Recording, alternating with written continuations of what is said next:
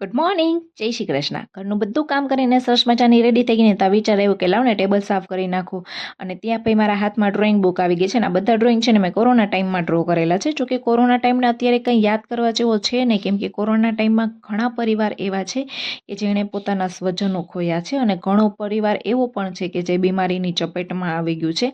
પછી બધા ખાના સરસ મજાના સાફ કરીને પોતા મારી દીધા.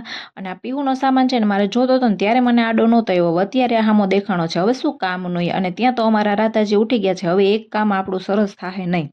પછી બધી જ કટલેરી ગોઠવવાની હતી ને તો એ ગોઠવવા માંડી. અને આ બંગડીઓ છે ને એ મારી પીવું નહોતી ને એ પહેલાં છે ને ઘરે બનાવેલી હતી જાતે જ. અને અમારી રાધાએ ત્યાં કામ વધાર્યું, કંકુની ડાબલી આખી ઢોળી નાખી. અને પછી છે ને જોતામાં તો મને મારી જૂની યાદો ન કહી શકાય પણ સપના કહી શકાય સામા દેખાણા. મારા જીપીએસસીના પેમ્પલેટ અને બધી બનાવેલી બુક્સ. જોકે મેં મહેનત તો બહુ કરી હતી પણ મારું એક મેડિકલ આવી ગયું હતું ને એના હિસાબે મારું બધું પાછળ છૂટી ગયું હતું. અને રાધા સાથે કામ કરવું ને એટલે ભાઈ ડબલ થાકી જાય આપણે.